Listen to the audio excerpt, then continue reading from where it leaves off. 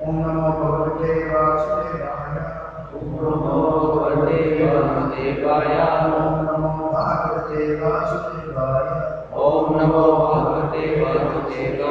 Om Namo Bhagavate Vasudevaya. Om Namo Bhagavate Vasudevaya.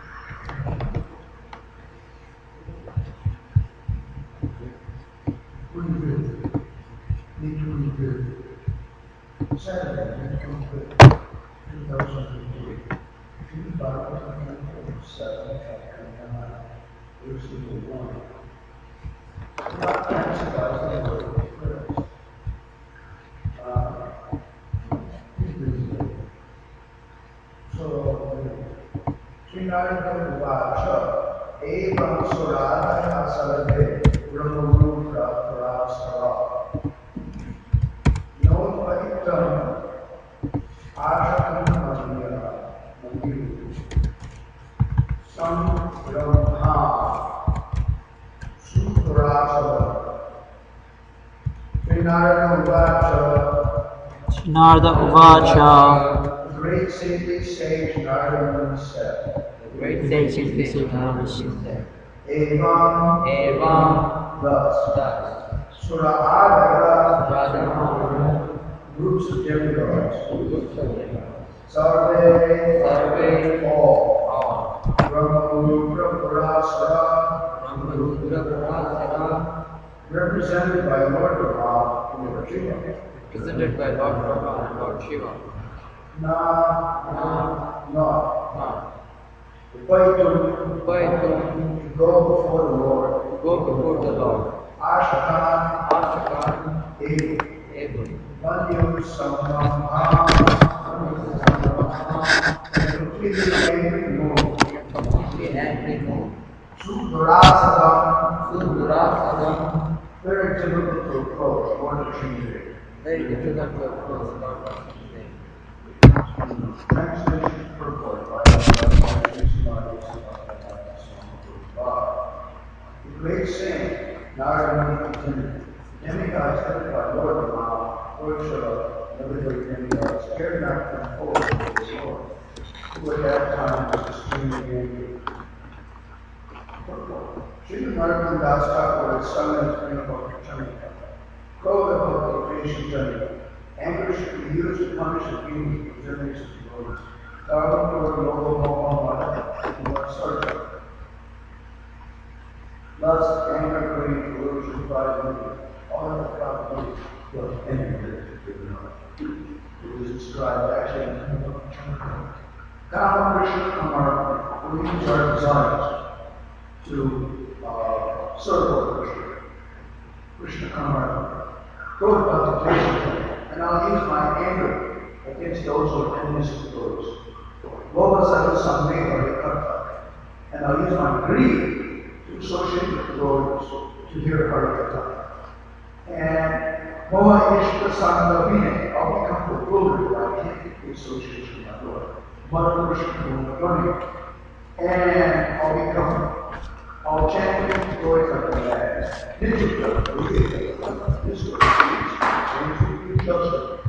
Everyone except Mansari. That's correct. Everything has to be. There's no envy in this earth. So he has to go. But everything else is all right. It's like Krishna's Chintamani. He didn't have to think about that. But he's very anxious about two things. One is the anxiety of what he will serve, and the jealous mind of Sriji, Srimad Bhagavatam. Shastak section. It's Antyalila chapter 20. And it's dealing with her mood. And it says, the last shloka is referring to Krishna as the lumpat, womanizer. And Sriji says, look, even if I'm with another girl, and that gives me pain, still nonetheless, I don't hesitate to go and take her by the hand and bring her to Krishna. Krishna's satisfaction is my satisfaction, she says. I always try to please him in all respects. So even if Krishna goes to somebody else, and that gives Radharani pain, still Radharani is prepared to give Krishna whatever he wants. So even if he's a lumpat, even if he's a womanizer, like that. So when you see that shloka in Chaitanya Charita, you can't be envious of anybody, Basically, her mood is she tries to put everybody forward. My dear Krishna, this person is better than me. And if somebody chants the glories of Radharani and prays to Radharani, and if Radharani voices her opinion that this person is good, then Krishna pays attention to that person. Like that. So that's the idea. And since Sriji basically pervades every pastime of Krishna, literally every pastime of Krishna and every relationship with Krishna, she basically pervades it. Then and encourages it.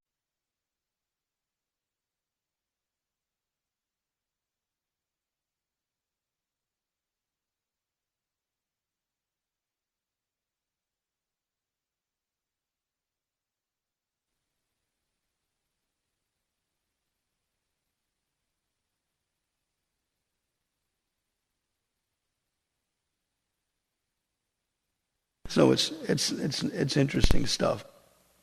Saradaya Sarve, all of the compassionate demigods, Brahmarudra, Puras, Sara, all of them completely manifested Notpaitum Ashakanamanyu.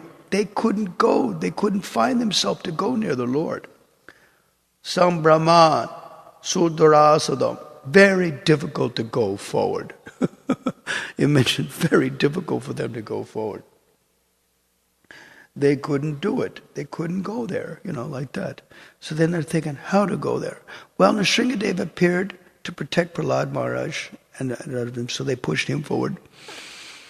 They pushed him forward to pacify the Lord. And they were successful. They pushed Prahlad Maharaj forward to pacify the Lord. And seeing Prahlad Maharaj, falling down and offering obeisances to Nrsingadev, then Nrsingadev became very mellow. His anger dissipated, just like the demigods wanted. So it's pretty good. It's pretty nice. Now, it's like I mentioned before, Krishna is not interested in what we give him. He wants what's behind our back.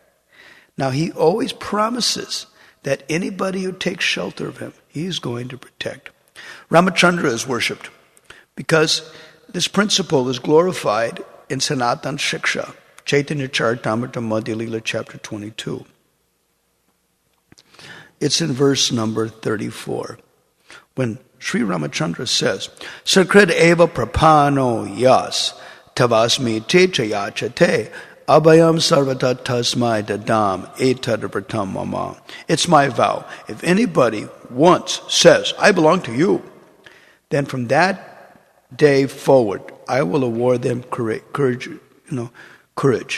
and they'll be protected from that day forward. So Ramachandra likes to do that. Now when I saw that shloka, I thought it was quoted, Prabhupada quoted, it's from Valmiki Ramayana, Yudhakanda, chapter 17, verse 33. And I thought, must be Vibhishana, because only Vibhishana did that. What happened was Ravana rebuked and rejected Vibhishana's desire to make peace with Ramachandra and return Sita Devi. So then after Vibhishana was rebuked by his brother, then he defected, basically. He wanted to see Ramachandra, and he came in the firmament with his ministers and people like that. And Sugriva thought, hey, he's a spy. He's going to come and see our weakness, what's the size of our army, etc., etc. So then Ramachandra says, look, even if Ravana is ready to bow his head and apologize, I'm ready to accept him. What to speak of Vibhishana? And Sugriva goes, okay. So that was a story that happened. That was the story that... Now Krishna is basically ready to pacify and protect anybody who takes shelter of his lotus feet. Narottam Thakur Mahasai says in Prema Bhakti Chandrakaya, Ashrailaya Bhaje Krishna Tari Nyahichaje Arasabamaro Akaran. That if you take shelter of Krishna to worship him, Krishna will never give you up, and everyone else in this world dies uselessly. Now everybody needs a good friend. Basically in our interpersonal relationships, people just tolerate our existence. Like that, basically. They tolerate us. And I have to ask my sannyas guru about a godbrother. There was a godbrother in Boston who was named Varnasrama, and he was wide. He had some diabetes too, and he was fatty, okay? He was big. So he used to go on the marathon a lot. And so in the Christmas time, he was working out, like everybody was, doing stuff. And he was doing all types of stuff, scalping tickets, doing with so many things, to collect cash for the temple. And so it was described that during Christmas time and stuff like that, after working hard the whole 3 weeks in the marathon, people were exhausted. And he would fall asleep in the class. He'd stand up. And he's falling asleep standing up. And he would hit the ground. And, and I asked Niranjan Maharaj, how many kilos was the guy? He must have been 250 or something, like that. And he goes, boom, the whole temple room would shake when he hit the ground. And Niranjan Maharaj says, I went out on Sankirtan, must have been December 26 or something. And I peeked in, and everybody in the temple room, including the speaker, was asleep. He goes, that was a shock. Everybody in the temple room was asleep, and including the speaker. That was interesting things. So when a devotee falls asleep, now the Prabhupada didn't like people falling asleep in his class. In Hindi, in Vrindavan in 1976, somebody would fall asleep and snore. Prabhupada would say, send him out, send him to the ashram. And he would turn to Tamal. Who is that man? He would ask. But if in 1968, when Jayananda, in an evening darshan with Prabhupada, would fall asleep, then Prabhupada would say, let him sleep. He's working harder than 10 of you. So, it's always kalladation, patra, time, place, and circumstance. And we have to see what the person's actually really doing, Let him sleep. He's doing more than 10 of you. So, it's interesting stuff, These are interesting things to think about, Varnasrama. What happened is my godbrother Bhagavat, who's now a sannyasi in the Narayan Maharaj group. He was an Ayurvedic doctor. So he was trying to wean him off of insulin shots by Ayurvedic medicine. Now, you can do that, but you have to check your blood sugar very regularly. You have to wean yourself off of insulin very slowly. So Varnasrama, evidently he didn't do that. And so they tried to wake him up. Bernie, Mangalartik, Bernie. He left his body in the middle of the night, He left his body in the middle of the night. Hey, watch your blood sugar. Real well, like that. If you're going to wean yourself off insulin, do it very slowly and very carefully. Varnashram is an example of that. Because devotees are very rare souls. We really don't want to lose them. We really don't want to lose them at all, And like that. So devotees are pretty rare. There may be easy journey to other temples, for people that move around and stuff like that, like that. But still, devotees are very, very rare. We really try to preserve manpower as much as possible. Hey, what about the garlands for the deities? Somebody's doing them. But they're not. But they're doing them. They're not going to do it in class. Huh? They're doing it downstairs. All right, as long as they hear. As long as they hear. Okay, so Krishna is not interested in what you give him. He wants what's behind your back. And everybody has their idiosyncrasies. Everybody is better than some and worse than others. And basically, everybody in our interpersonal relationship just basically tolerates our existence. They don't really love us.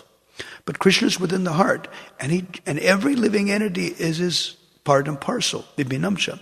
And he genuinely has affection for every living entity. And that is Surita Sarvabhutanam, mentioned in Bhagavad Gita. I'm the friend of every living entity. And that is most comforting. Prabhupada said, you don't have to go very far away to get your best friend's advice. And he comes in the heart. And he gives a lot of advice, intelligence. Dadami buddhiyogam tam. I give the intelligence, yena mambo payanti te, so that they can come to me. Who? Yesham satata yuktanam. Those are always serving with devotion. Bhajatam pritipurvakam, worshiping me with love, and like that. Pritipurvakam means with love. They're giving things, basically everything in this world is going downhill. We try to give the best we got to Krishna, but it's just going downhill like that. But the main thing is to offer it with love. Now, sometimes love is there and the item is just not proper. Like, for example, somebody gave Bangsidas Babaji a raw aubergine, a raw eggplant, okay? Green. And he cut it into 4 pieces, and he gave it to Gaurnitai, and took 1 piece and passed the rest out to his servants who were traveling with him. And he said, wow, that was really good taste. He just put some salt water on it and gave it, here you go. He just gave it to Gaurnitai like that, and it was really good. It was kacha. It was completely unripe, and it was green also. It was not a ripe eggplant. It was green also, and he cut it into pieces, 4 pieces, put some salt on it, and gave it to Gaurnitai with his hand. And ate 1 piece and passed it out to this other man. And it was really tasty, they said. So even if something is lousy, and it's made with devotion, and offered to the Supreme Lord, it's wonderful. I remember in my childhood, if my mother made eggplant with zucchini, I would throw up. I remember that. But when I was in the temple, I was eating some evening prasadam in Denver Temple. Must have been, 72, something. 72, I forget which month. Must have been April, May, something. Because I came in January for the first time. Must have been, God, could have been August, something. But I remembered, wow, hey, this is the same preparation that my mother made. A little bit different. They put some green bell pepper in it. They put some chickpeas in it. It's called eggplant balaram. Famous preparation. And I'm not throwing up. It's because, it's offered to Lord Jagannath. That's why. It was offered with Lord Jagannath with love. Love is the main thing. You're not cooking because you have to. You cook because you want to.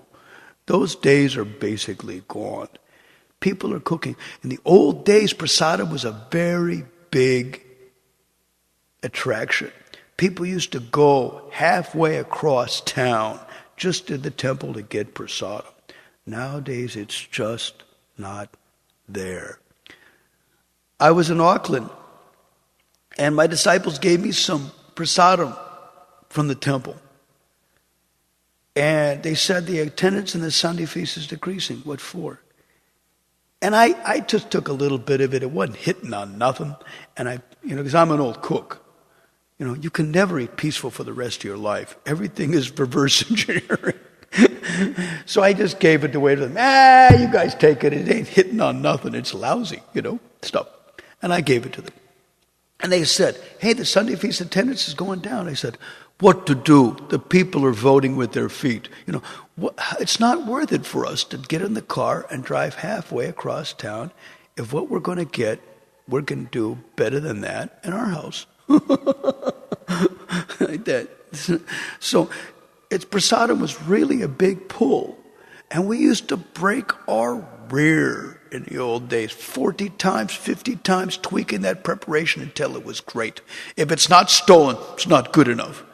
And if the fire of digestion doesn't roar with one bite, cook failed. And that was our mood in the old days. We used to really work hard at the preparation. And once it was good, then you got your name on it. And it went all across the world, across America and across the world. It was a good preparation. These are the days before cookbooks, the days before email, the days before. And recipes were hand delivered from one cook to another hand. That was the way it was in the old days. And we would always love to cook preparations that were famous by different cooks in North America and England and, and Europe and like that. Very famous preparations like that. And a cook knew how to take ordinary stuff and turn it really neat. I remember in Nityananda Trayodasi, Fest Feast, in 1987, we were asked to help in Vrindavan with the cooking. And my godbrother from Melbourne, Korma, he's in Perth, and he travels a lot doing cooking classes around the world. But he's a friend. I can always bug him on email if I have a question, culinary question or something. Need a recipe, he's fast. So he looked in the bottom of the pot. Who taught you to make a masala like that? So I told Govinda Maharaj, who was an old cook also, I said, hey, can you tell him to call his dogs off, I know how to cook, he can chastise me at the end of the feast when it's all gone. When the preparation's gone, All right. He left me alone. Leave him alone. Let him try it, He left me alone. Okay? At the end of the feast, when it was all gone, then Korma came up to me and offered me some glubjamins. Here's the glubjamin. I'm sorry. Like that. And all the Aussies roared with laughing. What? You cooked with Korma and lived to tell the story. Because Korma was like super heavy on his pot washers and people. He was like very intolerant, very heavy guy. What? You cook with Korma and live to tell the story. They laughed at him. Very funny stuff. In Chicago, I remember at Ratha Yatra in 75, we cooked 10,000 glubjamins from St. Louis and brought them up in barrels. Here. And served them out. It must have been State Street Park or something like that, And we only distributed half of them, okay? Like that. So the other half came back. Now, what is a small Sankirtan temple going to do with 5,000 globjamans, and a lot of water, like this? So they announced, we're going to have a board meeting, and I knew what was going on, and so I had rounds of chant. I went out the back door to go to St. Louis University and chant my rounds, like that. I knew what was going on, like this. And who had happened? Bhakti Tirtha Maharaj, I think he won because he took 78 globjamans and he digested them. My godbrother Rasaraj took 79, but he threw up in the bushes, so he was disqualified. And Vaisheshika ate like 87. 60, 77, something like that, And naturally, we weren't there because we knew what was going on, It was going to eat all these.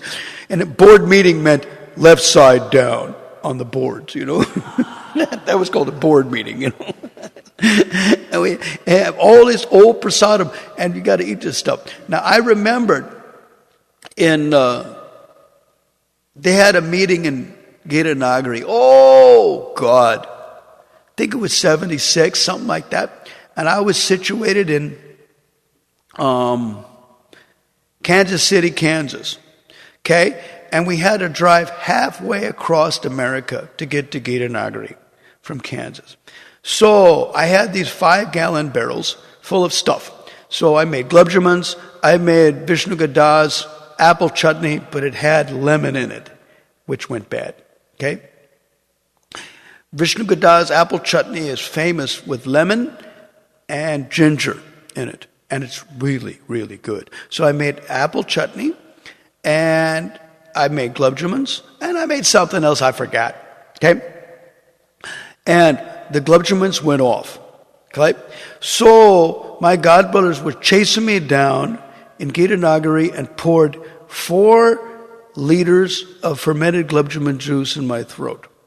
And I threw up in the bushes like that. And all my cook friends says, what you got to do that for? You just simply boil it, and all the bacteria will go away.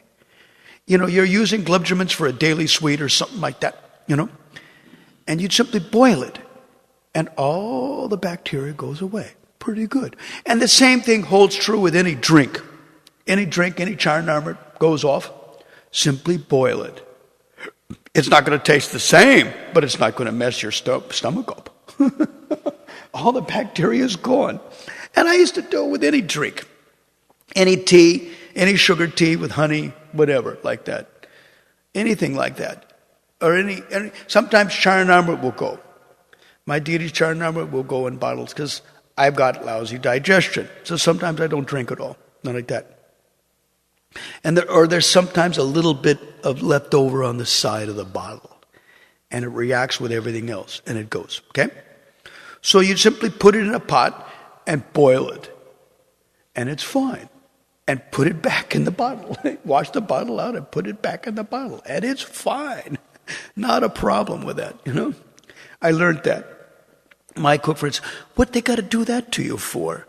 You simply boil it up and all the bacteria go. Oh. We learned that at that time. But the chutney was gone. There was nothing you could do with that, when the lemon goes in an apple chutney, forget it, like that. So basically, the apple chutney went bad, I think we made an attempt, but I don't think it works, You can't boil apple chutney and get rid of that badness of the lemon went bad. I don't think so.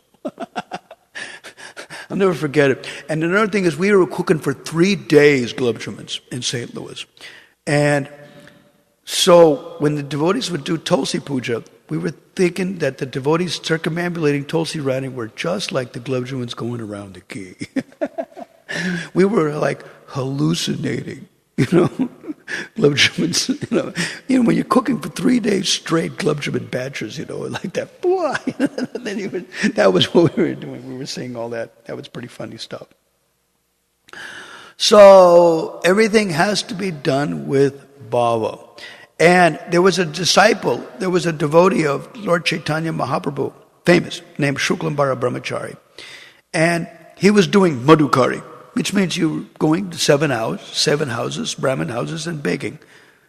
Bo Mater Bhagavati Bhiksham Dehi. Oh, opulent mother, give some alms, like that. Bo Mater Bhagavati Bhiksham Dehi, like that.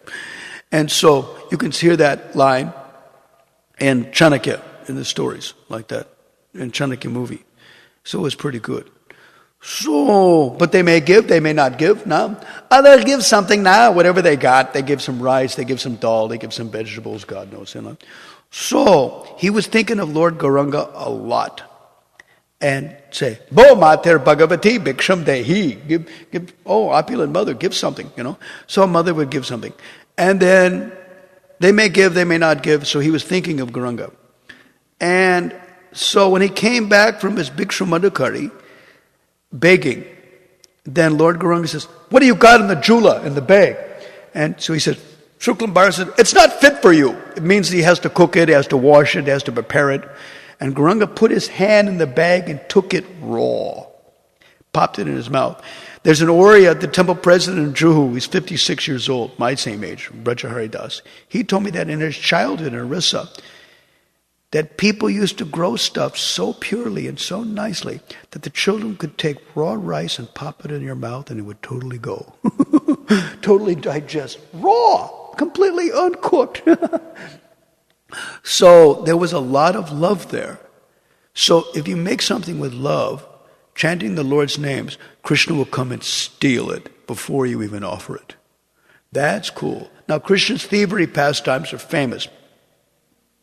In 10th canto, chapter 5, when Krishna and Balaram grow up, they start their thievery pastimes. So Mother Yasoda's friend said to her that if your son comes to our house and asks for milk products, if we give it to him voluntarily, he's not happy. He wants to steal it. The whole idea was, suppose you gave a donation, it's gone. I forgot about it. $20, you gave somebody $20. I forgot about it, it's gone. But if that kid comes to your house and steals from your house, you don't forget that kid, And smartavya satata Vishnu, Vishmartavya najachuchit, It says in Vishnu Purana, you should always remember Lord Vishnu and don't forget him at any time. So Krishna's just trying to do that, that's all. Make sure that you'll always remember him and never forget him, So he steals just so that you'll never forget him.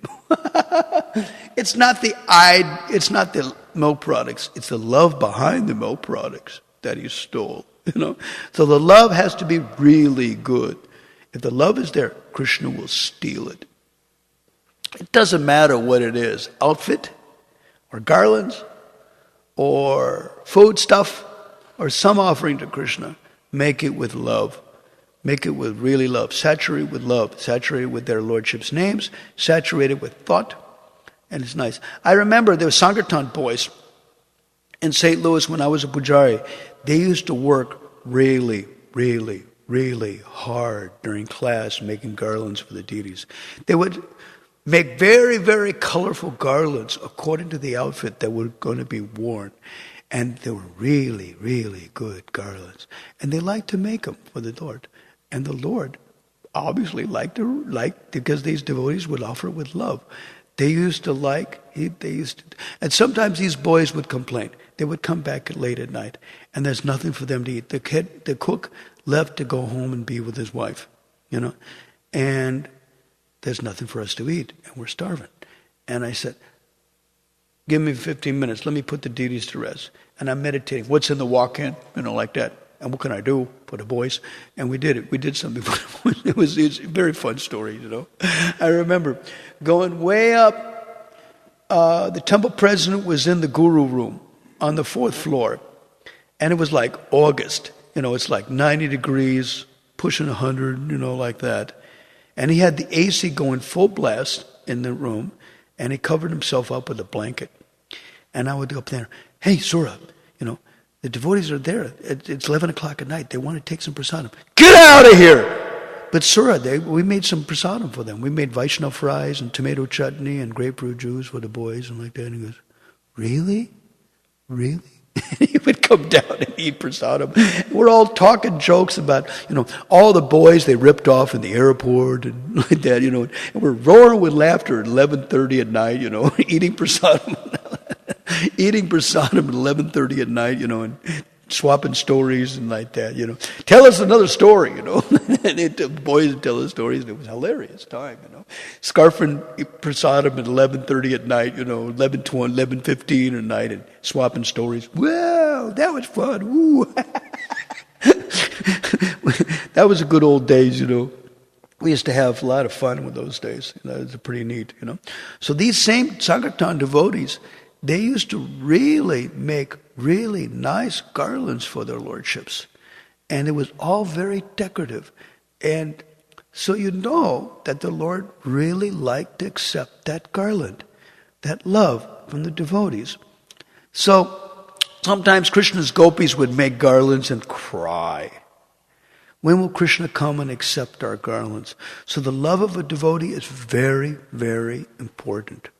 The garland may be not good, may be too small, whatever, but the love should be offered. You make it bigger, whatever you got to do, and you offer it. Because the love of the devotee worked hard on that. And therefore, just get some other, put flowers and stuff and stretch it, There's no flowers, use leaves, Use green leaves. Fold them up and use green leaves, like that. There's a way. There's a way to get around it, There's a way to get around it. Actually, it says if you offer one tulsi manjari,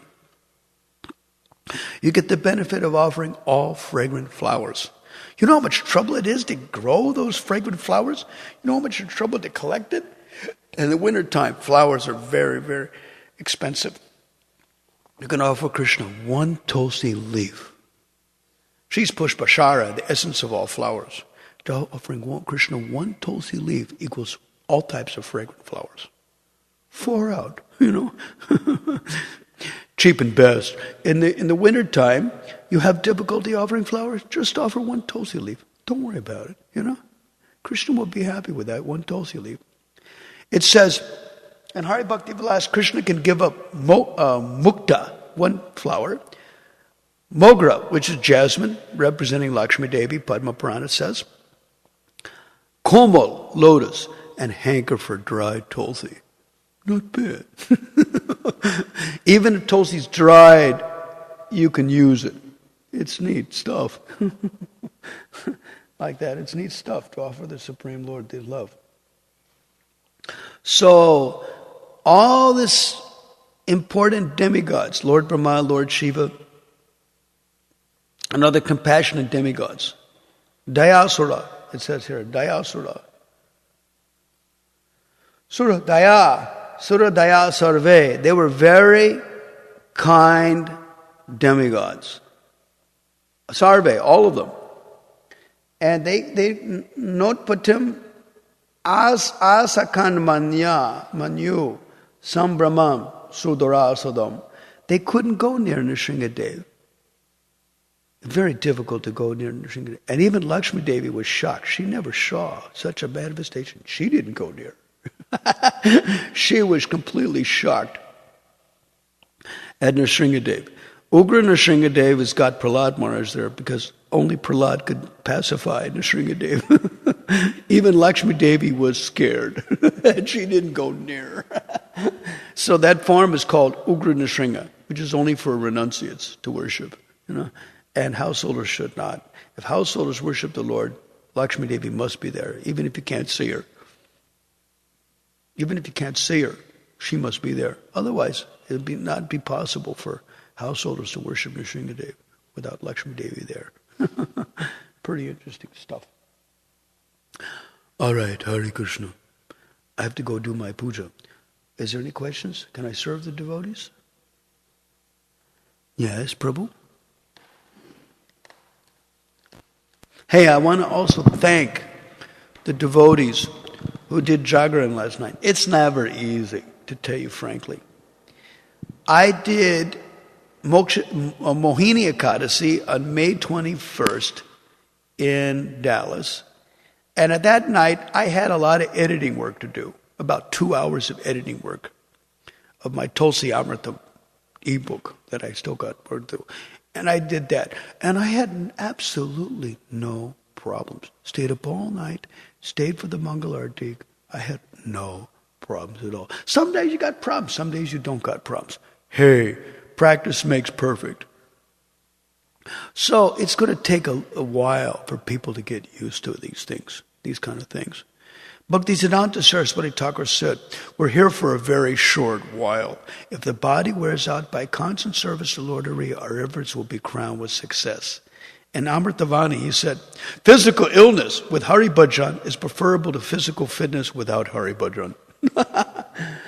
It's a toss-up. Hey, look, even if somebody, they mentioned statistics that if somebody gets like less than 4 hours of sleep, then their brains don't work very properly, or like this. There's so many things like that. You're more susceptible to heart attacks or like so many things like that, And in old age, mostly you try to take care of your health. But we should, keeping Bhaktisiddhanta Saraswati Thakur's mention in line, sure we should try to take care of our health, but we should also try to increase our bhajan.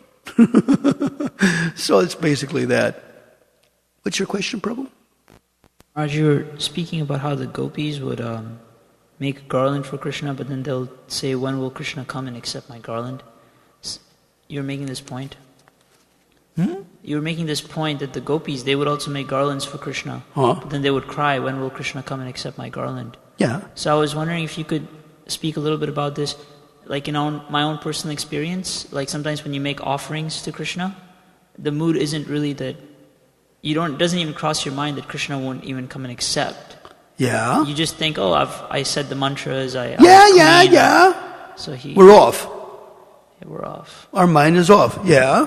So what should be the mood when you're making offerings? The mood is we should offer with love. If there's no love, then what to do? Sometimes people make it anyway. That's why the pujari sprinkles water on the offering. Idam pani anavyanjana paniyam samarpayami, like that, they offer. Because the water of the conch shell purifies the offering. And the Lord may accept the offering because of Tulsi, not because of us. Or if something is really bad, then the cooks say, Krishna saw it coming, Krishna is really smart guy. He probably knows what's going on, So probably saw it coming and didn't even look at it or whatever like this, or maybe accepted it at a glance or far away, or God knows, We used to, there was some, for the purpose of Sankirtan, that sometimes the temple president, who was a lousy cook, would do the offering, and everybody would go out on Sankirtan. So we used to joke about it. That Gaura would talk to Nitai and say, hey, look, if he's going to continue to give us his lousy stuff, I'm going to go to Navadvip and eat with Mother Satri. She knows how to cook for us. We used to joke like that, And it was really, some of it was really, really bad cooking. Really stuffing, horrible stuff, we wouldn't dare give Krishna that stuff, Then another thing was, if you're preaching, you can put an apple in front of Gaurnitai and take it away at night, So preaching is also very dear to the Supreme Personality of Godhead. We should see that also. So it's a toss-up. We need to give Krishna good offerings, good love. At the same time, we need to preaching. So if preaching was the mood, even if the offering was lousy, Krishna may accept it anyway. Like this. So you should, in one sense, he who lives in glass houses should be very careful about throwing stones, So it's very, we used to razz people for lousy offerings or lousy service or something, like that. Yeah. I remember once in Tobacco, New Jersey, my Gujarati friends took me to there, because they're members there, and they want to give you some prasadam on the Sunday feast. What's your opinion? I said, if I wanted to be liberal, the cook should be retrained. If I wanted to be literal, he should be taken out and shot. Because anybody can cook like that, Anybody can cook like that, And, it's really tough. when you're an old cook. You've been there and seen that, It's like, it's tough stuff, So, Krishna may have seen it coming. We also have to consider, what was the preaching involved? Was the preaching involved, And therefore Lord Chaitanya might have taken it because of the preaching was involved. We also have to consider it if it's not. Is it always like that? Is it just now and then it's lousy, or is it always continually lousy? Like that. We have to consider it like that. And if it's continually lousy, then we think, well, Krishna might have accepted it because of Tulsi, not because of us. And then also, sometimes Krishna saw it coming, He's a smart fellow, He's not going to be backed away in the corner by nobody, Not even his gopis, nobody backs up. It was mentioned in Srimad Bhagavatam that sometimes Mother Yasoda's anxiety, well, naturally, mothers do that, gets on the child's nerves. So Mother Yasoda would call Krishna, and Krishna would come forward, and she would adjust something with Krishna's cloth or something like that. And then call Balarama, make sure he does like this, like this. And then finally Krishna has to fall at Mother Yasoda's feet. Mother, can I go play with the boys in the forest? Mother, can I go? He has to take permission and go. It's so much, I'll be all right, Mother. Don't worry about it. Leave me alone now. Can I go play with my friends? Come on. Taking care of the cows was an excuse. The cows basically take care of themselves. Playing was the big business, Cows are an automatic pilot, Basically, the cows take care of themselves. The big thing was playing with the friends. And the cows also loved Krishna so much. They wouldn't even eat a blade of grass until they saw Krishna in the morning. That is important. Ramachandra had a brahmana that wouldn't, unless he saw Ramachandra, he wouldn't eat his meal. And Lakshman said, this brahman has been fasting for a whole week, hasn't seen you. And so they gave the deity to the Brahman, like that. Deity of Ramachandra. They gave it, the deity. They gave him to the Brahman.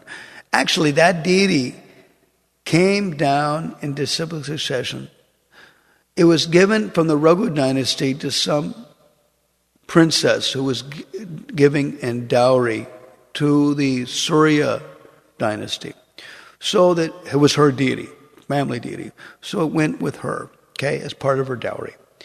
And so then later on, during the Kurukshetra war, Lord Balarama came down and with a bunch of brahmanas to South India, and he saw the big deity down there. And he goes, in Melkute.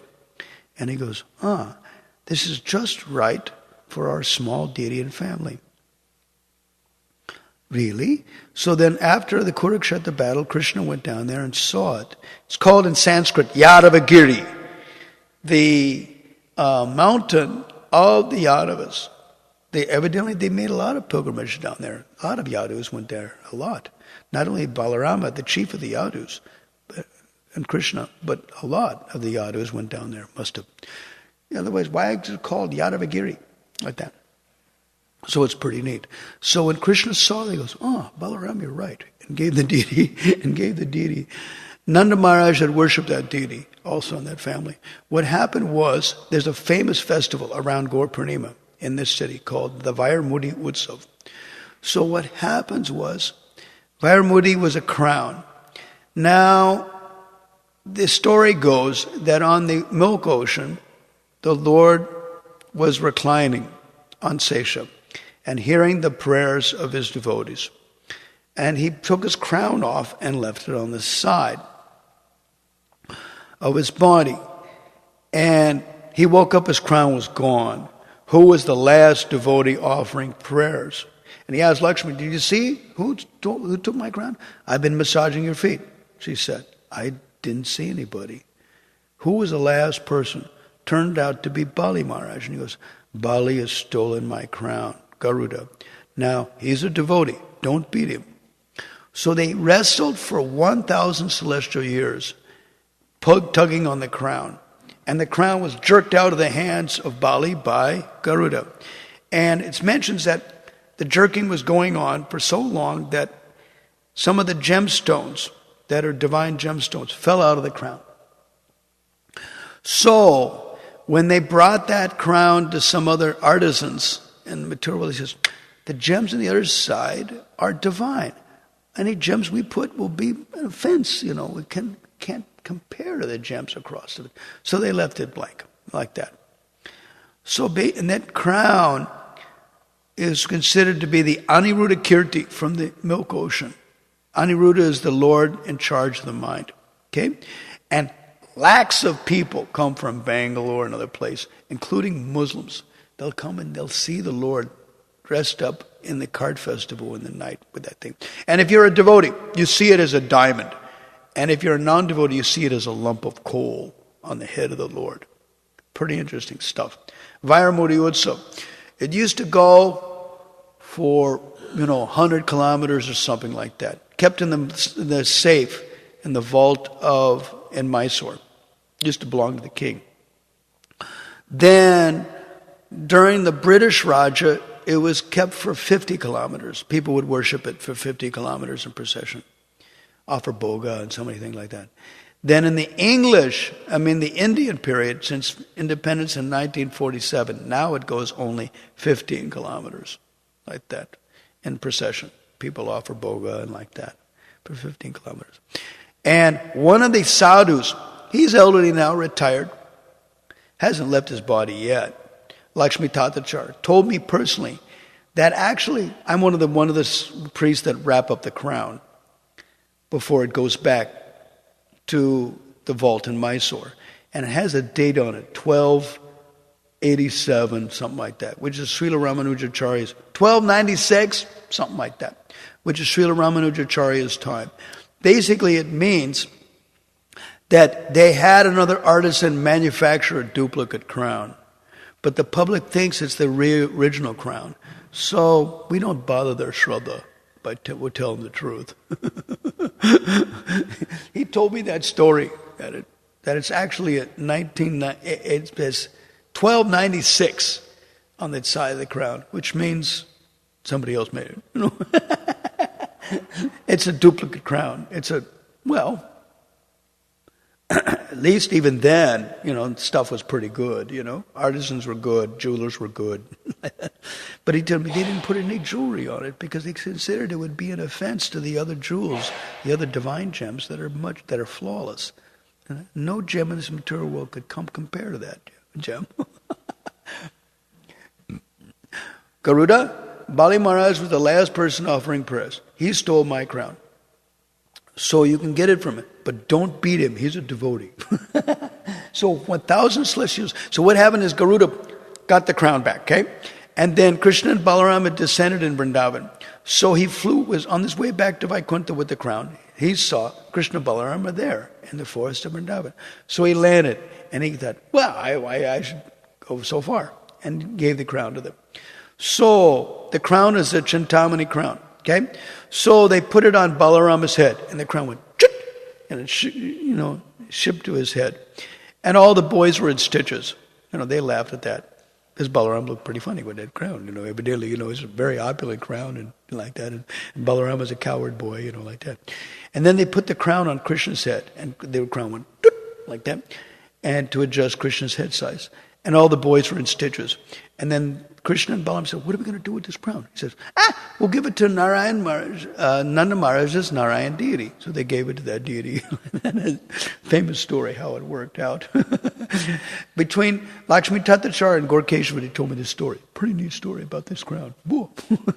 And this crown is for 6 hours, from 9 p.m. at night until 3 in the morning.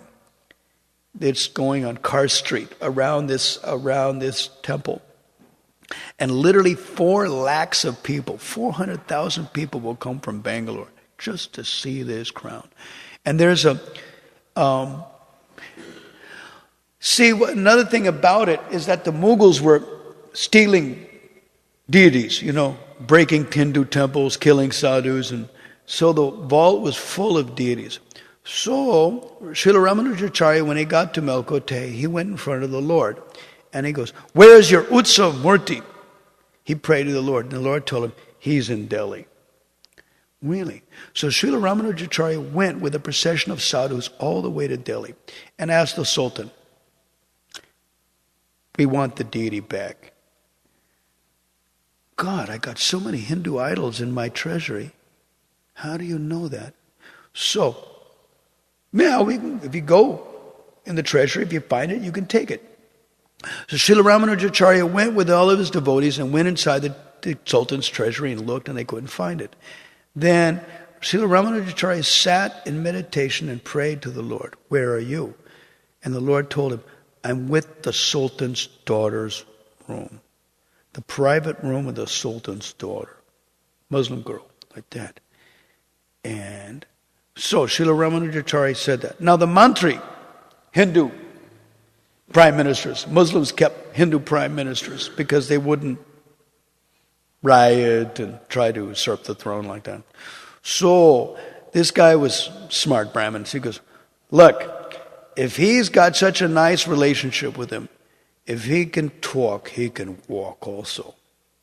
So if he can talk with Krishna, then why Krishna can't walk?" So that was the way, because the girl, was attached to the deity, worshiping the deity in her own private quarters. So they made this condition. All right, the deity can go with you if he'll walk to you.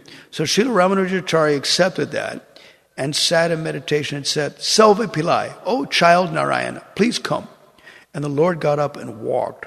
God, they must have really flipped out, These Muslims must have really freaked out that the deity walked out of her private quarters and sat on his lap. And Srila Ramanujacharya embraced the deity and ran out fast. So the girl flipped out. Naturally, the princess flipped out. And she told her father about it. And the father sent the army off. And Srila Ramanujacharya and his party split and ran like hell, because they knew some of these guys are going to go after us, like this. So the princess complained, "Well, I can't live, my. So they sent the army after it, after the king, after Srila Ramanujacharya to get the deity back. And Srila Ramanujacharya's party went really fast to South India. So the advancing army couldn't catch up. So later on, this Muslim girl, there was a boy in the army that had the hots for this princess, okay? And so she says, "Hey, we've reached the end of the line, the kingdom, and we've got to go back, turn around and go back." Unsuccessful. So she went under the wire, meaning under the kingdom, to the other kingdom, and with her boyfriend, and went there. And so she's there, and because she's from a Muslim family, they wouldn't let her take darshan of the deity. So it says that she actually made a tunnel to the temple. In the nighttime, she'll go and take darshan of the deity. So this child Narayan deity has a small little figurine of her, Bibi Nachar. Bibi Nachar was a girl who was a dancer for the Lord. And therefore, a lot of those people that come from Bangalore are Muslims also, because they're coming to see her also at the feet of child Narayan. He's got chubby cheeks, kid, really young, really sweet, like this. Really sweet little kid, Narayan is a sweet little kid. And this Bibi Nachar is at his feet, on the bottom. And he's going around procession for 6 hours, from 9 o'clock p.m. to 3 in the morning, and literally 4 lakhs of people will come from Bangalore to take darshan of that Lord that night, It's a neat festival. It comes around Gaur Purnima time. Pretty cool festival.